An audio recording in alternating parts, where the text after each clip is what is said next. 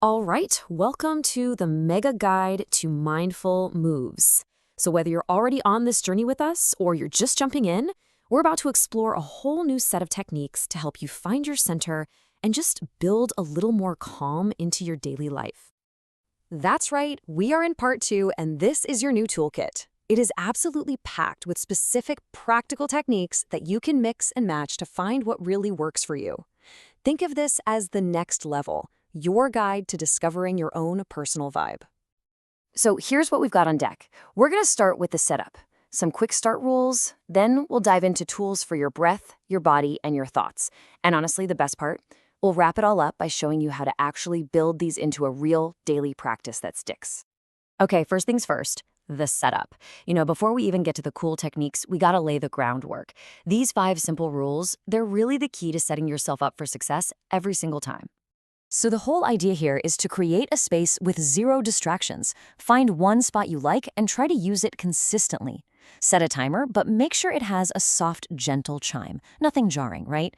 And this is a big one. Put your phone all the way across the room. Get rid of that temptation.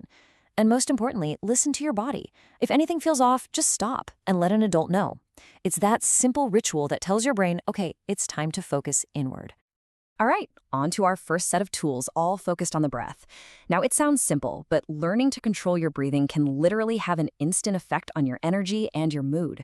It is probably the most powerful and portable tool you've got. And first up is a really great one called Dragon Breath. This is perfect for when you feel that mid-afternoon slump, or maybe you just need a quick shot of energy before you dive into homework. And I love how this is broken down, because it shows this isn't just random deep breathing. It's a really specific pattern. 3 quick sniffs in through the nose, then a powerful hiss out through the mouth. You try it just once, and I swear, you can feel the energy shift in your body. Just remember that number, 6. That's it. 6 quick rounds, then about 30 seconds of just breathing normally. That's all it takes to completely reset and re-energize your mind. It's fast, it's effective, and you can pretty much do it anywhere.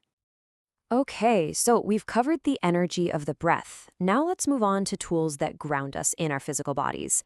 And you can do this in a couple of ways, either through some active, gentle movements, or by just, tuning into your senses.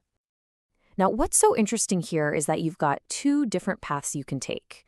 Sometimes you might feel like you need to physically move, something like a gentle chair flow to release tension. But other times, the best way to get grounded is to just be still and focus on a single sense, like what you can smell right now in the room. And this quote? This is from the Mindful Snack Technique, and it is a perfect example of that sensory meditation. It shows you how to take a simple, everyday action, like eating, and turn it into this really powerful, grounding moment, just by paying attention. So, we've got tools for breath and tools for the body. But what about our thoughts, right? What do we do when our mind is just cluttered or that one nagging worry just will not go away? This next section gives us some really practical strategies.